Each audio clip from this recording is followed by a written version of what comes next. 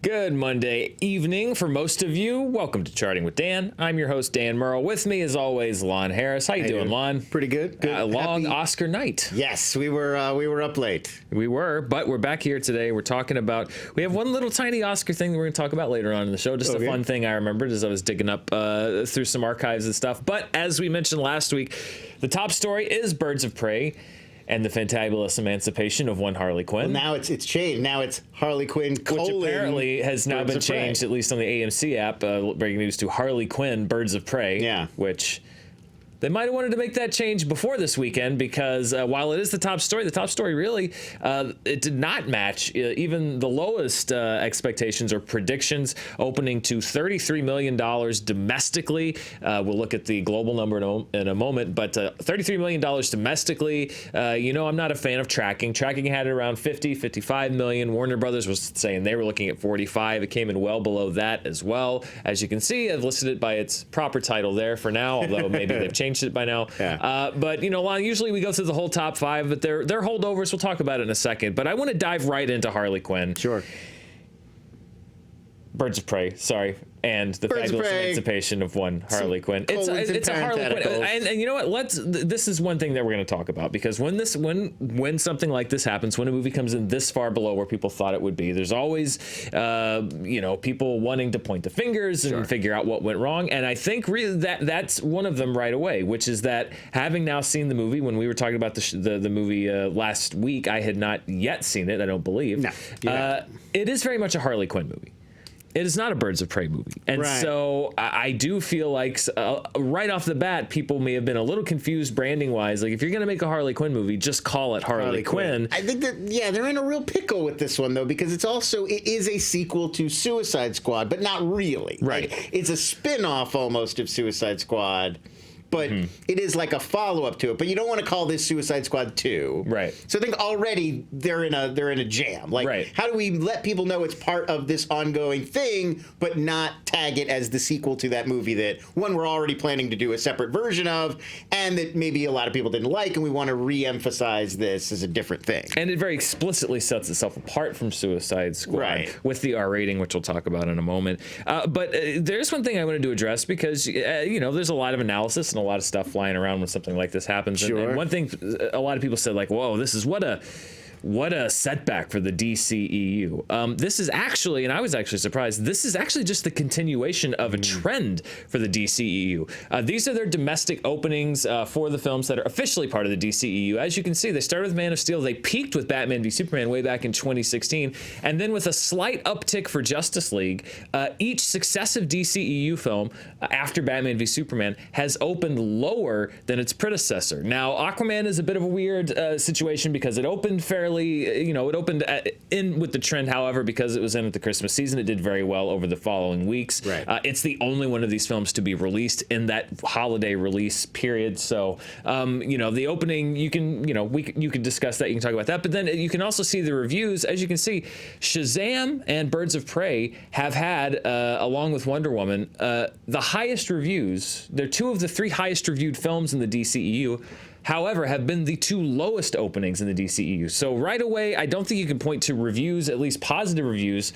They were not driving people to the box office, certainly. No. So I don't think it's a quality issue, because the reviews have been getting better since Justice League. Now, and the box office, at least as far as the opening weekend, has been getting worse. So this is the continuation of a trend, and this is basically Harley Quinn and the DCEU, and I'm not talking about Joker here, but the DCEU. We'll discuss Joker in a second. Cordoning off a part of their audience at a time in their development, really, when they're seeing a dwindling of it. I mean, Shazam is as accessible a superhero film as I could imagine, in the sense of, like, it is a very, it's funny. It is, an origin story. It doesn't present a lot of barriers to new folks, but it continues this downward trend as far as opening weekends for DCEU films. It's an interesting trend, because it is. I mean, I feel like even if you just look at the conversations around these movies, most fans seem to agree that the series has gotten better post Justice League. Wonder Woman, Aquaman, Shazam. These are not just like critical darlings. These are universally agreed among fans to be better movies than we were getting before necessarily. Yeah, every movie post Justice League, I feel like, has been regarded as better than what we've gotten before, largely. So I'm tempted to point out, and this surprises me. This isn't what I would expect. But the thing that has changed is continuity between the films. We're looking at from the point where DC started to make less of a franchise of every movie is telling one story and they're stacking on top of one another like they were doing. And now they're making kind of more standalone. They're taking place in a shared universe. Right. But Birds of Prey is not bringing in Aquaman. The story of Wonder Woman is not continued in Shazam. Right. And it's almost like audiences want that and maybe are starting to stay away because they realize that's not what's happening. Or do they not want that? Or do they not? I mean, that's the thing. I don't know. Or were they burned by that in previous films? It's hard to know, but if you look at that trend line, it is moving like the further away we get from the tight continuity of stuff like Batman v Superman and Justice League, the less initial interest, at least, there is from audience. Well, and the reason that I wanted to point that out specifically is not to dunk on the DCEU, but again, as we're analyzing this, it's not as if the DCEU, or whatever it's called officially, DC Films, we're all having massive openings and then Bird of Prey just dropped off a cliff. No. It's actually the continuation of a trend that we've been seeing for a few years now. Now, why this movie? Why did it open the way that it did? I think it's really important to talk about the R rating. This was the first film in the DCEU proper to have an R rating. It was something that Margot Robbie was very passionate about, pushed very hard for. But I think, and I want to look at these demographics, a lot of people said, oh, maybe this movie's going to do really well because Joker, a DC film with an R rating, did so well. But I think there's a key difference between those films. So these are the opening demographics for Suicide Squad, for Joker, and for Birds of Prey. Now, as you can see, Suicide Squad, back when it opened in 2016, a 54-46 split male to female. That was replicated almost exactly with Birds of Prey demographically. Almost exactly the same amount of male-female audience split. But I think the key number when you look at Suicide Squad, 28% of the audience for Suicide Squad was under 18. When you go to Birds of Prey, that number is cut in half because of the R rating. Yeah, they couldn't get in without a parent or guardian. Now, when you look at Joker was much heavily skewed toward a male audience. And then look at that number. 68% of the audience was over 25. Joker was marketed towards an older audience. Yeah. It drew an older audience. It hit the bullseye for who they were marketing the film to. And I think that may be where Birds of Prey, in hindsight, and this is always in hindsight, if I'm Warner Brothers, this is what I'm going to look at. You cut your audience under 18 in half between Suicide Squad and Birds of Prey. And you have to think that the R rating was a huge reason why you did that. So I think it's very possible that while an R-rated film may be good for some franchises, perhaps with the character of Harley Quinn following up on Suicide Squad, again, as we showed, a movie that skewed young, and people that could buy tickets. PG-13 is not a restrictive rating. You do not have to be 13 to buy a ticket to Suicide Squad. You do have to be 17 or older here in North America, or at least in the United States, to buy a ticket to an R-rated film. It's hard to look at those numbers and say that Warner Brothers, in going with the R rating, didn't leave a lot of money on the table this weekend with this movie. I mean, I think they were probably looking at success stories like the Deadpool films, Logan, Joker. Like, there is an audience for more adult-oriented R-rated comic book movies, and there undeniably is. But I think it's specific to the film. It's film to film. Yeah. And if you look at the trailers and the promotional materials behind Birds of Prey, it's a very bright, colorful, goofy, kind of silly vibe. Not that that doesn't appeal to adults, but it also is going to really appeal to younger viewers in a way that Logan and Joker and even Deadpool, which is famously sort of raunchy and for adults in that way. Yeah. I feel like the R rating in that case is almost an inducement to older audiences. Like, this is for you. This isn't for the kids. Whereas Birds of Prey doesn't have that. It feels like it's for a younger audience, which may not only keep the kids away, but keep some adults from feeling like it's the sort of thing for them that they're going to rush out to. Right, because I don't know necessarily if you are not plugged into the movie world, if you even know automatically that Birds of Prey is rated R. I don't think you do. I think perhaps it's another entry into the DCEU. Which is, it wasn't part of PG-13. Right. It wasn't part of the promotional campaign that this movie is like super raw or edgy or dark or violent. Which is what Deadpool had, which is what Logan had, which is what Joker definitely had going for it. Like those films were advertising based on, hey, this isn't like all these other comic book movies. This is darker, this is more adult, this is more in line with an adult sensibility. And Birds of Prey didn't lean into that. They let it into the fun, the color, the excitement, the action, the cast. Yeah. And I feel like, that it's just a very different play. Yeah. So if I'm at Warner Brothers, which I'm not, clearly, so it doesn't matter. But if I'm at Warner Brothers and I'm looking at this performance, obviously you want a breakout hit, and they were invested heavily in Margot Robbie as her star power.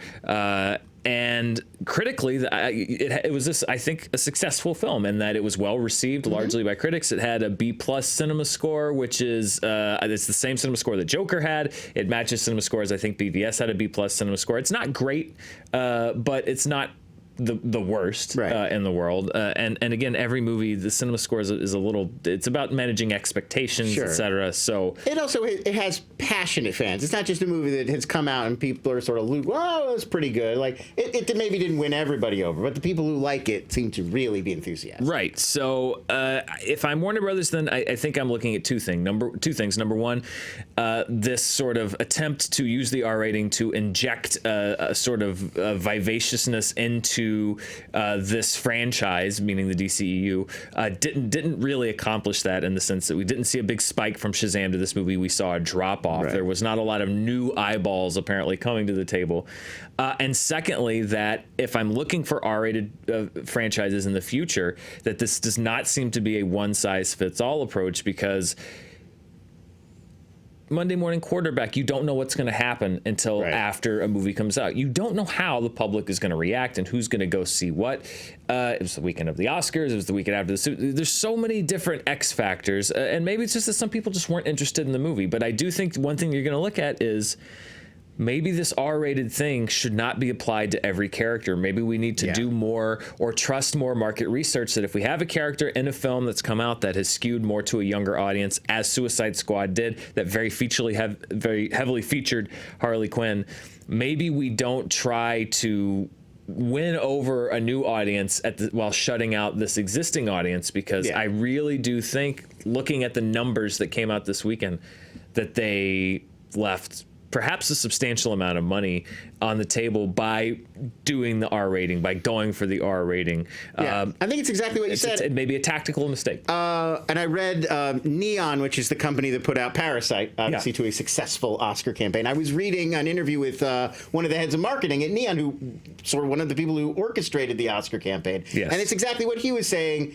Not talking about box office, talking about awards, but in the same way. You have to cater your campaigns very specifically to the movie. There isn't really a lot of one-size-fits-all strategy in this business. You have to really look carefully at what movie am I selling and what audience am I selling it to, and then tailor your approach to fit those metrics. And I feel like this may be a case of where, it was an interesting idea, it was an experiment, but it maybe didn't match the approach and the film that you were actually selling. And just to briefly touch on this, as I have before, there are many different places to get your news and your analysis, and I'm very happy that you choose here to do so. But there are a lot of other places that will point to other factors as to why this movie didn't do well. This is messaging that it hits a common theme, I guess I'll say. That's not to say that perhaps there are political reasons why some people did not go see this movie. Obviously, there probably were, but I don't think that it explains. I think it's a lot easier to look at trends, and a lot easier to look at statistics, and a lot easier to look at demographics and see where mistakes may have been made, than to sort of point to a nebulous view that some people might have had. And I would just say, again, as you're looking at news and analysis, movie news and analysis, really look at look at the sources of those information, because a lot of places, even with this movie, a lot of these outlets had messaging for months and weeks about this film, about how it was going to suck, about how it was disappointing, about the politics of it. Then for the SJW, for the brief moment after the reviews came out, but before the box office numbers came in, I even saw the narrative shift from the movie's going to suck to the movie only doesn't suck because they brought Chad Stahelski in to do the action sequences, and then when the box office came in, it was back to the movie sucks because of politics. These are largely, or a lot of them, the same sources that said that Captain Marvel was going to suck, and then when it was pretty incontrovertibly a financial success, moved on to conspiracy theories to explain away that financial success. There are some places that just have an interest in catering to a very attention-getting message that is what pays their bills, that is what defines their voice, and the goalposts will always be moving in service of that message. I just think it's very important to make sure that the information you're getting is not biased. I do my best to check every fact and everything here. I got the Stanley Cup winner wrong last week, and I apologize. Boy, did I hear about that one. I apologize for not getting the Stanley Cup winner right. Divisional championships with the whole thing. Man, I mean, I gave the Las Vegas Golden Knights a Stanley Cup that they never earned, and my apologies for that. So I am definitely not above mistakes by any stretch of the imagination. It's an honest mistake. Yes, and it's an honest mistake. I would just say that there's room for all kinds of viewpoints here on the internet. I think that's what makes it great, is that there's a platform for everyone. However, I do think you need to be very careful about where you're getting your information and the analysis that's being done, because there are people who are not in it to give you a fair and accurate analysis. There are people that are in this game to push the message that gets them attention and viewership and consistency, and that's not necessarily always the most accurate information. So again, it's not, you're free to watch what you want and enjoy what you want. I would just always, no matter what ideological spectrum you're on, encourage you to check your facts. I'm happy to stand by anything that I say on this show, and I would be curious if they would, in the face of facts, be willing to do the same. Well, I mean, I think just the use of the term facts, I think, one thing I would just point out, it can be very tempting on the internet to take a lot of anecdotal evidence as evidence and be like, well, here's what everyone in my social feed is saying, or here's what everyone I see on Reddit or on this thread or on this message board is saying. We're all, without meaning to, just because of how these tools are designed, we're all filtering our experience on the internet all day. We're managing what kinds of information we see. So it's very easy to fall into a trap where you're only seeing people who agree with you and you think, well, this is everybody. So anytime you hear anybody on the internet working off of anecdotal evidence, proposing to know what's in the hearts and minds of audiences everywhere, I mean, we sometimes will hypothesize, but we always try to make it very strongly clear that we're guessing. I am very happy to leave open ideas for other worldviews in a discussion for different explanations. If you disagree with my explanation for this, I am happy to engage in that discussion and debate, and I would just say that I don't necessarily think that's the case with everyone. You got to be wary of people who are proposing to know what's in everybody's hearts and minds out there, because they don't. The one other thing I would say on this before we can move on is, and you kind of touched on it, but like so many of the commentary, so much of the commentary that we see on the internet about these topics, about all sorts of topics, it's from someone who clearly has a preset agenda. There's a common thread, and the dots aren't hard to connect. There's two dots. And those agendas existed before Birds of Prey even came out. So if you know that the commentator that you're watching has that history and has that agenda, I'm not saying don't watch that. Take it with a grain of salt. Just bear it in mind when you see what that person has to say. Are they making what happened in this instance line up and conform with their previous agenda, or are they taking the information as it comes, no matter what it is? That's just a good question to ask yourself. Because if people didn't want to see a movie starring women that has political overtones, then Little Women wouldn't have made any money. Then many other films would not have made any money. It's taking a selective case and then using it as a broad argument to prove everything or everyone wrong. wrong. I just think it's just something to be aware of. And like I said, I hold this show and I hold my analysis open for debate and discussion. I'm not so sure that they would. So, moving on past that, let's look at the rest of the top 5. Let's do it. Thank you for bearing with us through that. Just something that I felt needed to be said. Bad Boys for Life there at number 2, drops to number 2 after a few weeks there at number 1. Then 1917, the presumptive Best Picture winner that did not won neither Best Picture nor Best Director there at number 3. Lon, we talked about last week if 1917 had won the Oscar, which most people had handicapped that it would be the highest grossing Oscar winner potentially in 15 years. That will not happen. The Parasite won, so we are in. We continue to be in an era of comparative to other films, lower grossing Best Picture winners. In fact, Parasite, I feel like, and I didn't look it up today, it's hovering around the 35 to 37 million mark. So it made about as much as Birds of Prey has made so far. Yeah. Obviously, different metrics for success. Very different in these metrics. cases. Yeah, definitely. And I should loop back and mention with Birds of Prey, the budget on that film reported to be about $85 million, which is lower than an Aquaman or a BVS. That's not that blunts the impact a little bit of the lower box office. It does not mean that it's going to be a massive moneymaker, but it helps that its budget was not $150 million. We also talked about this before the show. There are a lot of metrics that go into how the studios evaluate these projects. So obviously this is disappointing. This is not the result that they were hoping for. Yeah. But Warner Brothers, AT&T, they're still going to extract a lot of value out of this property. There's all sorts of other deals, especially putting it on HBO Max. They're going to want a lot of good stuff to show up on the streaming platform to induce people to sign up. So that's always in the back of their minds while they're putting this stuff out as well. I do think it's funny that it's already being referred to as Harley Quinn, Birds of Prey. Harley Quinn, Birds of Prey, I think you should have live, die, repeat. I think you should have probably done that from the beginning. The fantabulous emancipation of one Harley. It's odd. It speaks to the voice of the movie, so I get it, but it's maybe not hard the best to wrap your head around. Number 5 there is Doolittle. It's hanging around. Jumanji. It's unbelievable. It's 9 weeks It's now. going to be November. We'll be like, Jumanji's still hanging in there. Still hanging in there. They love that Jack Black. We've got Jumanji news to talk about later in the show. But yeah, Jumanji's still hanging around there in the top 5. People love that Jumanji. Who would have thought? I mean, the first one did so well, but for it to still be hanging around, like when I was in elementary school, 9 weeks was like a fourth of our school year. Yeah.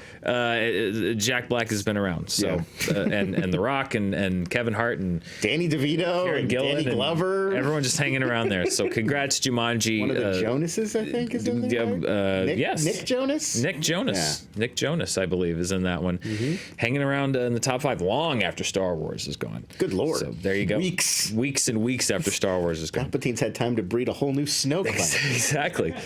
Let's look at the top per theater after we go out of the top 5. It's the same movie actually as last week. The Assistant and still in only 4 theaters remains $29,458 remains the top grossing movie per theater this weekend. Interesting that it's not an Oscar movie. You kind of thought that indie stuff getting attention. It's a movie that came after all those. Tactically, I guess they thought it was just not.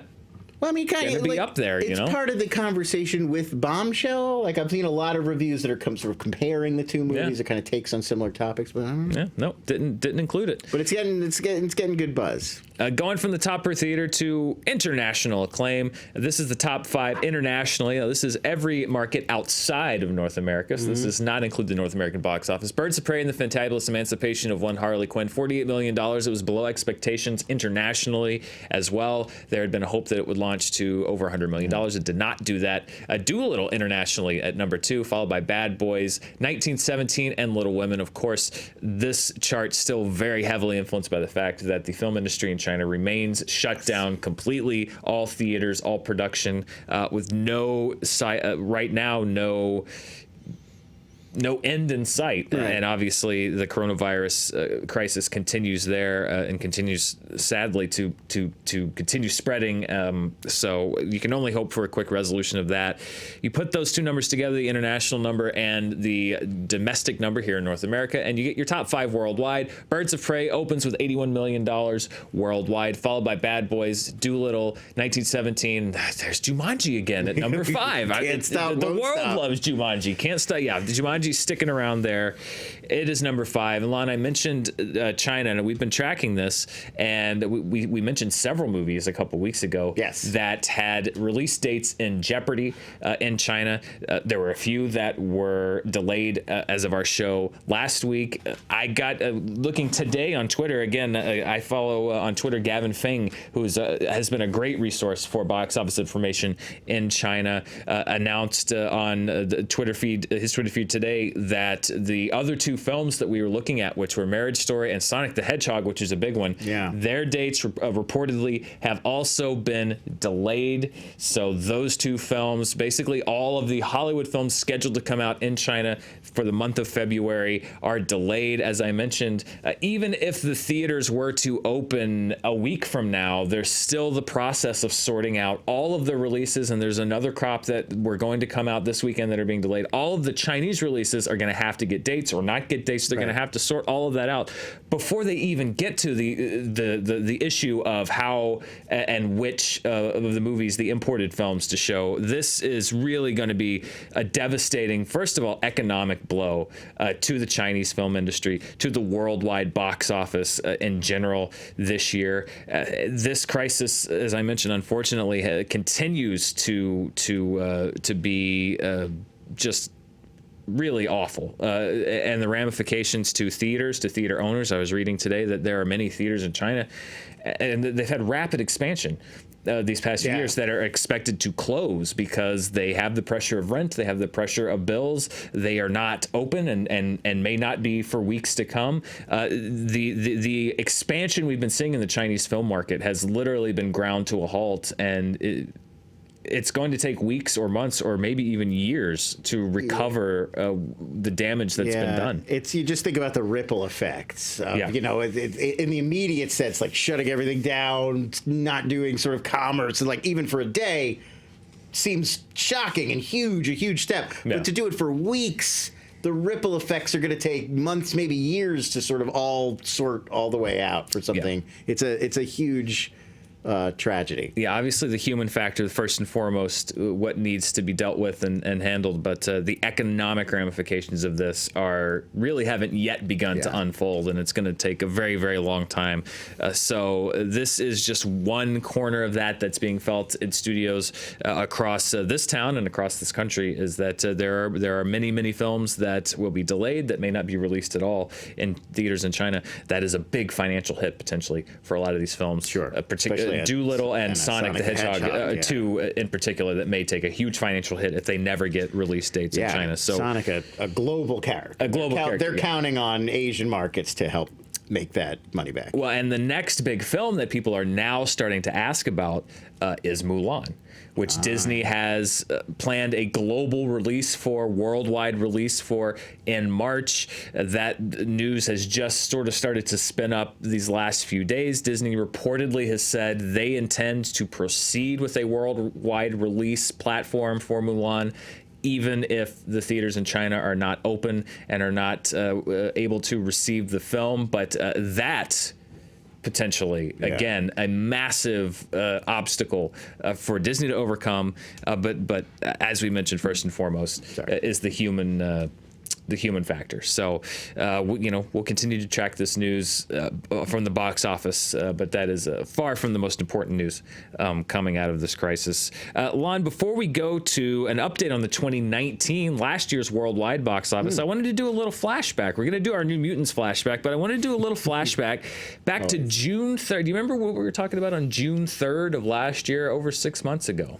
Not really. We were looking at the worldwide box office chart. Sure. And a movie opened in Korea called Parasite. Look at that. I remember talking about this movie, saying this won the Palme d'Or in Cannes. Right, yeah. It opened in Korea and did, in South Korea, and did extremely well. Yeah. And that this is a movie that we should keep our eye on for the best international film Oscar. And as it turns out, we should have been keeping our eye on it in a lot of other categories. But yes, over 6 months ago, We were talking about Parasite opening in South Korea back when Godzilla was opening at number one, and Aladdin, and you had Rocket Man and John Wick. But that has been the length of Parasite's journey from this past summer when it first bubbled up on our radar here on this show at the worldwide box office, to last night when you had Bong Joon-ho accepting 4 different Academy Awards, original screenplay, international film, best director, best picture, tying Walt Disney's record for 4 Oscars in one night. That's pretty insane. Massive. And especially when you think about his year from the Cannes Film Festival, and I believe almost 9 months ago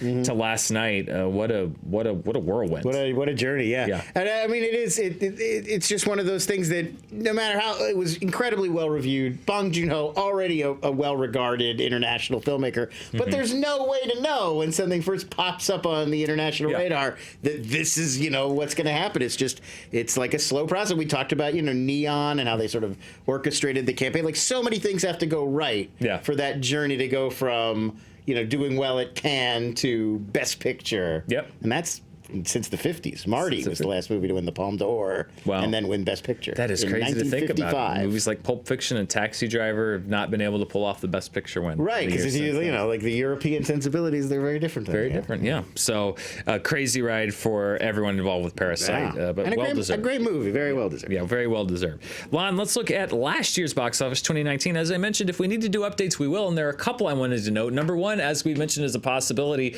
there's some rock-on-rock crime.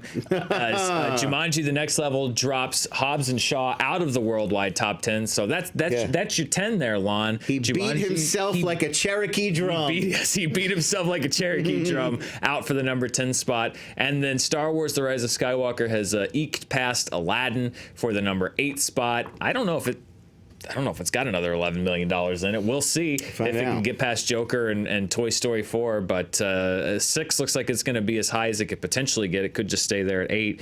So that is an update for 2019. But let's look at the real world, today's world, 2020. These are the domestic numbers. Sure. Bad Boys for Life, number 1. Doolittle, number 2. Birds of Prey, despite the low opening, comes in at number 3 on the domestic charts. The Gentleman jumps up 1 spot to 4. Like a Boss drops down a couple. The Grudge drops down a couple. Underwater, The Turning dropped down. Gretel and Hansel stays there at number 9. Weathering with You drops down. And then the rhythm section, after just 1 week on the domestic box office charts, is gone. Oh, my God. Sorry to Blake Lively and everyone involved with that. Yeah. Like $1 million. It was bad. That's a flop. Oh man, that's a flop. Scary. So sorry, rhythm section. You're out after 1 week. Thousands of screens to make that little. It's just playing to empty theaters all day around the country. All day, every day. Oh my God. That's disheartening. Yeah. That'd be my worst nightmare as a filmmaker. Right. You just think about your movie, it's playing on all these screens and just nobody's there. Apathy, I think, is even worse than hatred. Yeah. Because you've inspired nothing. You're just forgotten. Yeah. Oh, worse. That's why I don't think it's like stand-up comedy. Maybe directing if I really believed in it. But I mean, just the emotional gamble that you take making really any piece of art is pretty nuts. Put yourself out there. Let's look at the 2020 worldwide chart. The number 1 film, Bad Boys for Life, $336 million, followed by Doolittle, $158. Birds of Prey also jumps in at number 3 with $81 million in its opening weekend. The Gentleman, Tolo drops down a couple. Tanhaji drops down, as well as The Grudge and Underwater. The Man Standing Next, another film from South Korea, there at number 9. Darbar drops a couple to number 2, and then we lose after 4 weeks on the chart. Drops to number 10, drops 2 spots. Darbar does, and then dropping out after 4 weeks on the chart is Like a Boss.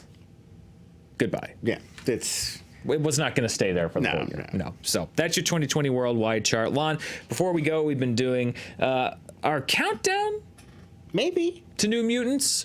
We're at 54 days, Lon. 54 days from the purported release date of New Mutants. We're starting to see a lot of press. Well, we got a new poster. Yeah. There's a new poster. We already got a new poster a couple weeks ago. There was a new poster that came out again last week. So this is looking more and more likely.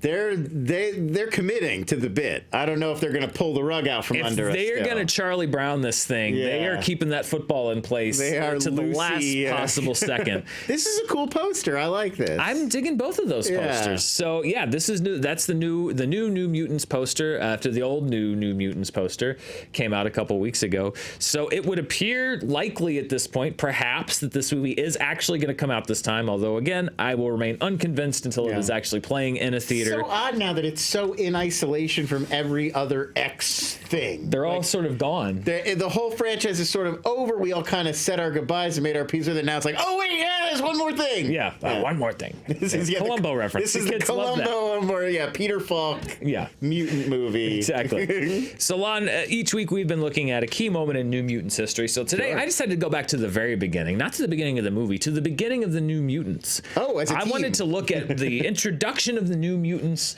as an entity, and that takes us back to September 7th of 1982. That's when the New Mutants were introduced to comic book audiences. I was 3 years old. Let's look at what was happening right around that time. On September 4th, Beyonce turned 1 year old. Yeah.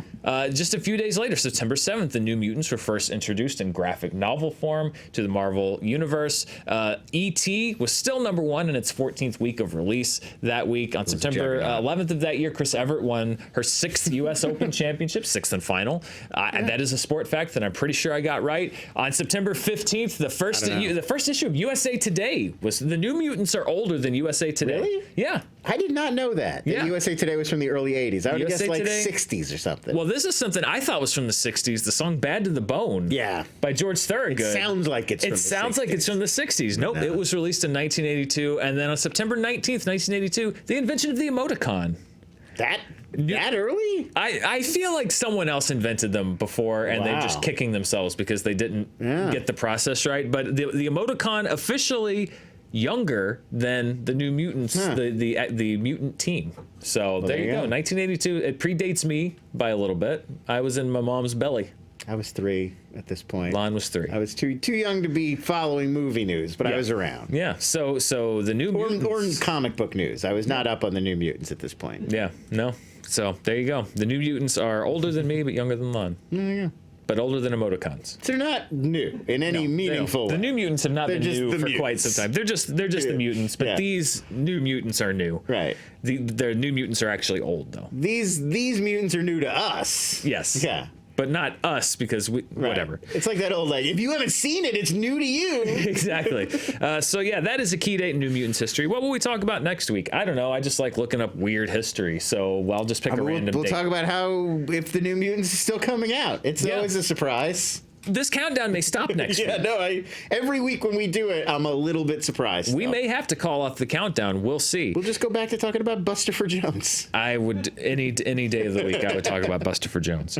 Lon, this is after Birds of Prey being the only major wide release this past weekend. We've got 4 hitting theaters this weekend, just in time for the Valentine's Day holiday. We've got Downhill, which is a remake of Force Majeure, which is a foreign film. I like Will Ferrell and Julie Louis-Dreyfus a lot. Normally, I would be super on board for this, but Force Majeure is so specific. Yeah, it's hard for me to imagine an American remake working in that same way. But I'm going to reserve judgment. Well, we got Nat Faxon at the helm, who was an Oscar winner for The Descendants, I believe, with Jim Rash for writing that screenplay. So a good writer. See. All the caliber of talent associated with this is very high. So I feel like they must have a good angle on it. I'm just, after seeing Force Majeure, it's a very specific kind of humor that doesn't necessarily strike me as something that will translate. But we'll see.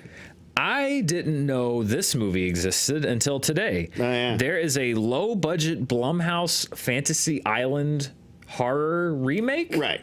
So, yeah, Michael Pena takes over the Ricardo Montalban role as Mr. Rourke. Uh-huh. And, I don't... Fantasy Island is such an old show. I have not seen a poster, a billboard, an advertisement. I guess it's not being marketed toward myself. It was, though. The weird thing is, I'm pretty sure in the fall of 2019... They came out with a trailer, and there was a poster. There was a moment where this was being promoted like a Blumhouse horror movie, but I haven't seen anything about it in months. And actually, when you showed me the notes, I was like, wait, Fantasy Island is opening now? That's what my calendar says. I kept expecting like another trail, like the next big promotional push before it comes out. Yeah. But at the same time, it's like, why are they even... A Fantasy Island movie seems so out of its moment. Maybe it got delayed, and it's just as a relic of a scheduling thing. It feels like something they lost confidence in, and they're kind of throwing it out there. Well, if it's not coming out this weekend, then maybe it'll come out.